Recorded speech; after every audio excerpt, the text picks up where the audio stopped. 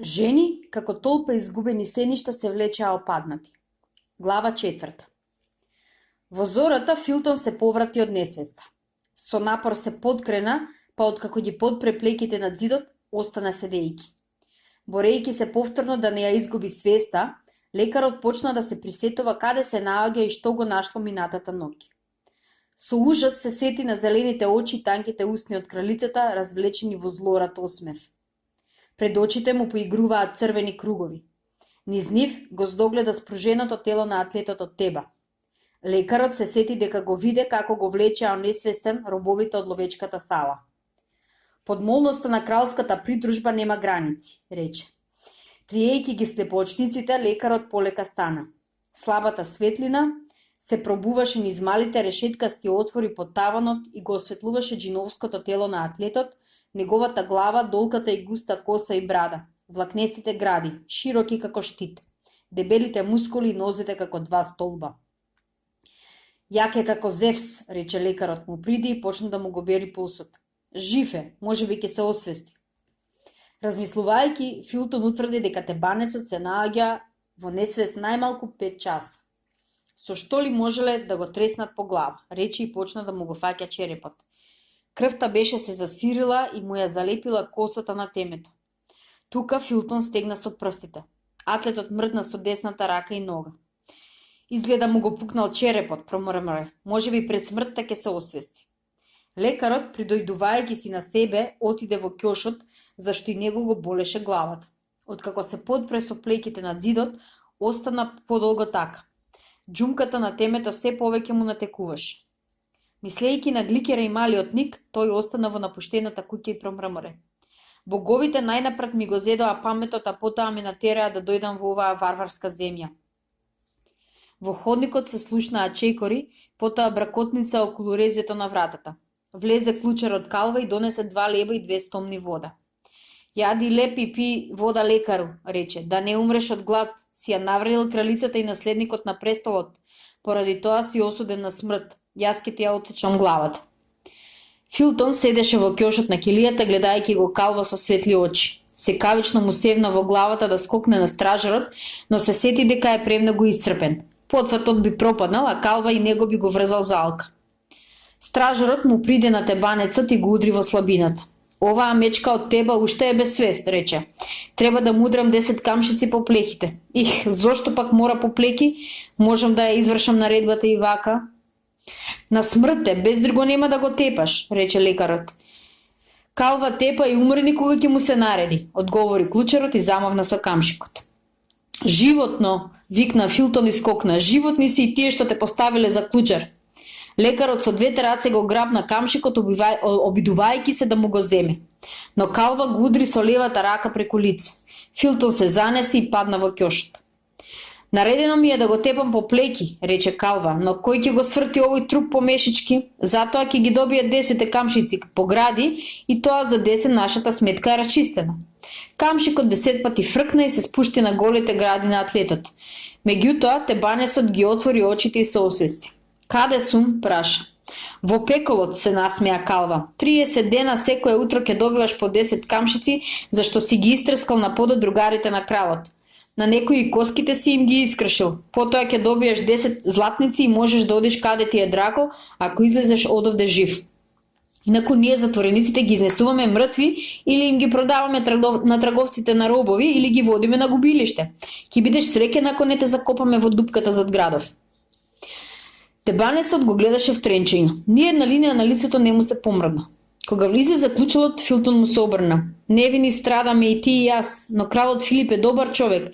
Штом ќе помине гозбата и ќе се истрезне, ќе не пушти нас на слобода. Мене ме цени, затоа и ме донесе на дворот за лекар да бдеам над кралицата додека не се породи.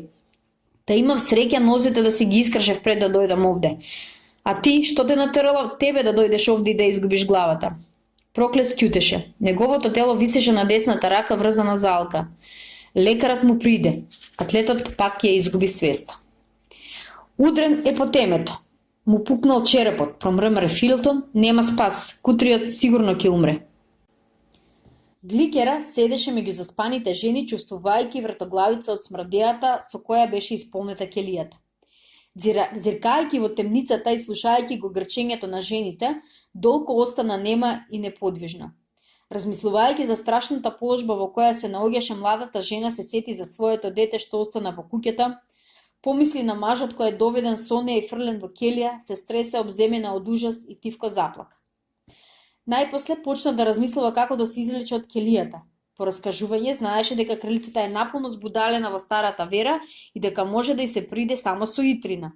Но младата жена и се чинеше дека го изгубила мажот и дека веројатно никогаш веќе нема да го види. Исто така ќе биде и со детето. Гликера почувствува како и надоаѓа болка во срцето во гушата и пак заплака. Ке се одмаздувам се додека дишам, шепотеше, и нема да избирам средства за да се извлечам одовде. Во зората, кога проби првата светлина низ прозорчето, затвореничките почнаа да се разбудуваат. Искубани со бубњосани лица, веднаш почнаа да се собираат околу Гликера. Едни се смееа, подбивајќи се на младата жена, други почнаа да ја влечат на метката со цел да ја земат. Слаби, бледи, со испиени лица се влечеа жените по келијата и постануваа од истоштеност. Гликера помисли дека сонува, дека пред неа стоеа куп сеништа. Меѓу нив се издвојуваше Кора, жена со крупни коски кои низ обтегнатата кожа го истакнува големиот костур. Таа нишајќи ги рацете, слаби и долги, ги растера жените и приде на Гликера. Кривејќи ги штрбите заби, жената колос се наднесе над тебанката. Гликера со ужас го почувствува врз себе безизразниот поглед на збудалената жена. Еве млада крв, викна Кора, таа ќе ми ја поврати силата. Откако го рече тоа, ја зграбчи Гликера за раменици и ги закачи завите под грлото. Другите жени почнаа да викаат и да завиваат како волчици. Наеднаш, вратата се отвори и клучерот се втурна во одајата, стекајќи го камшик од враци. Жените, плачејќи, се стуткаа во куп. Будала Кора, ја пие крвта на младата жена, сите нас ке ни исколе. Будала Кора, постојано не тепа. Кора е скиканка, пие човечка крв. Минатата недела ја удави Милфрида. Клучерот со страчен поглед ги прострела жените и ја стегна рачката на камшикот. Замавна по купот и почна жестоко да тепа. На пискотниците и викањето за помош, Кора ја остави својата жртва и му се втурна на клучерот викајќи. Животот ми се враќа, животот ми се враќа. Будалата жена како тигрица се втурна на клучерот. Незините ногти се вперија во калва. Тој завреде со камшикот, но не стаса да го спушти. Кора со сета жестина се фрли на него и го собори. Држејќи му ги цврсто рацете залепени на подот, се напрегнуваше со сета сила да го зграбчи со забите за грло.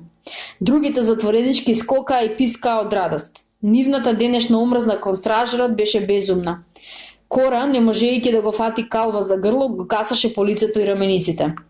Гликера, со изгребаниот и искрварен врат, кога дојде при себе, виде дека клучерот е во смртна опасност. Стана и неколку пати ја шибна Кора со тупаница по глава. Избезумената жена колос за момент ќе изгуби присебноста. Калва, откако почувствува дека незините раце помалку го стегаат, собра сила и ја турна од себе. Потоа се фрли на неа, ја зграбчи со двете раце за гуша и ја даваше се додека не почувствува дека телото станува млитово. Со избезумени очи и зината уста, Кора лежеше мртва на подот. Другите жени, молкнати од страв, се туткаа во куп. Калва и се обрна на Гликера. Ми го спаси животот. И ти мене, одговори жената, држејќи се за грлото.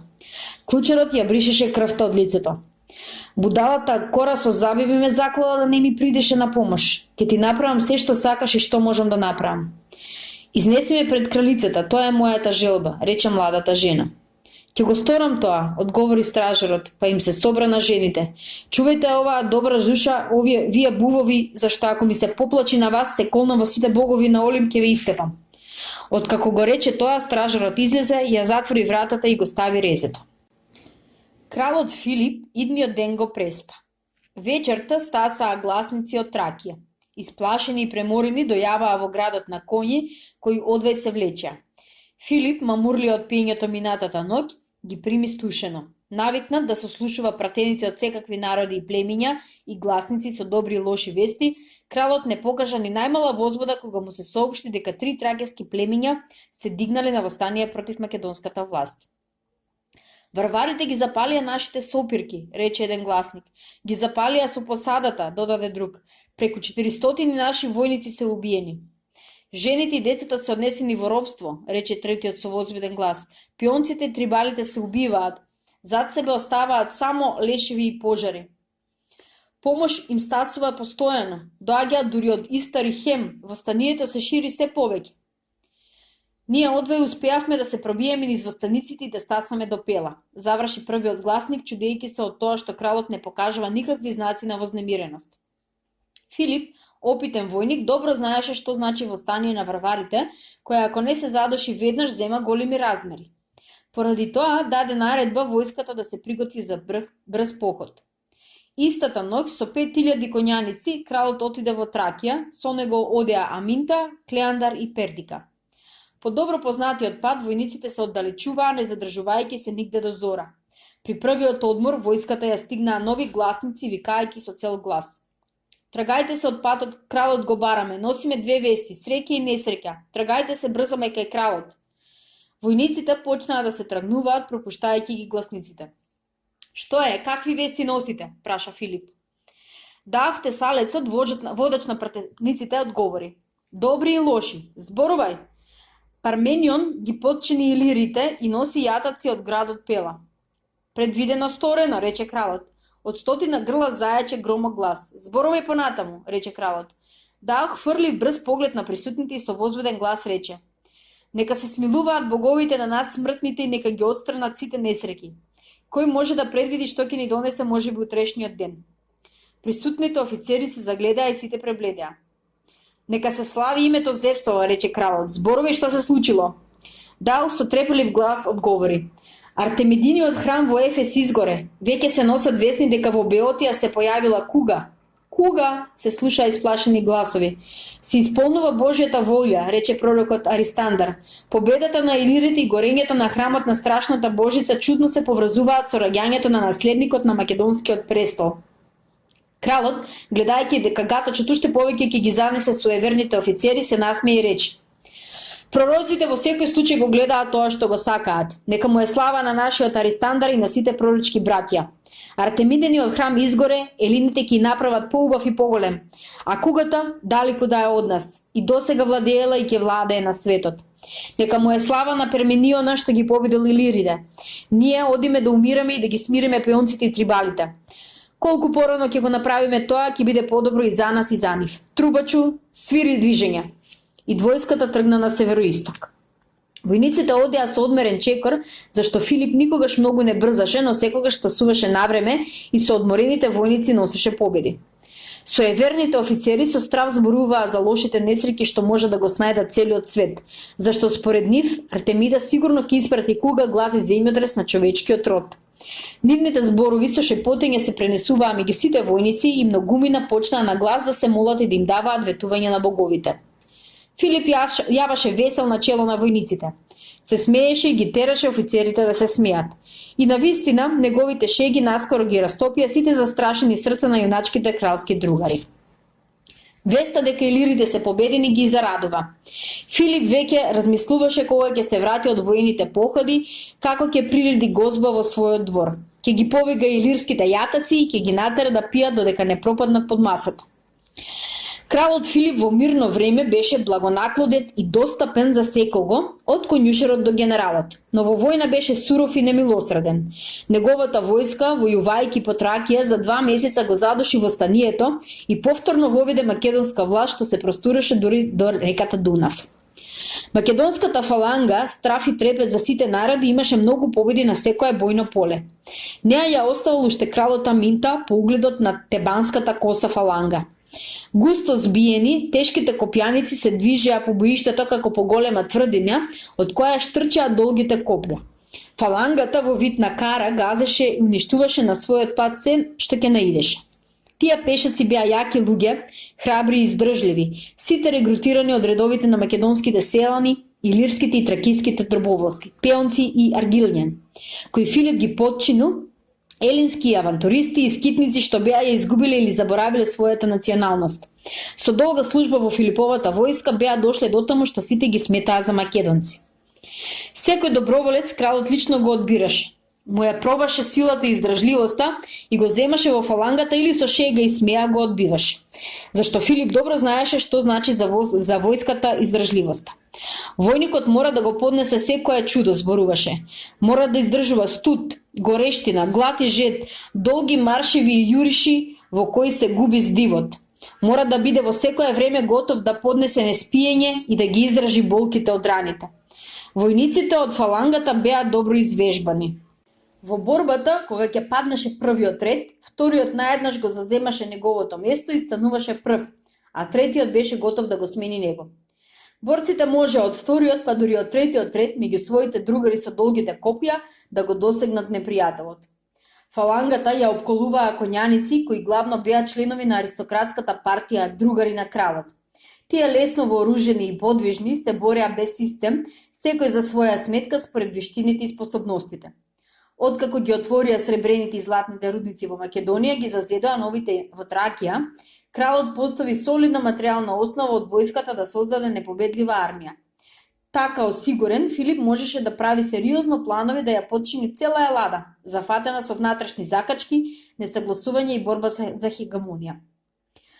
Со дипломатската вештина и таквата армија на кралот Филип не му беше тешко својата власт да ја прошири до Дунав, да ги покори Халкидик и Тракија и да ја освои Илирија и да ја наметне својата власт на градовите на Мраморно море.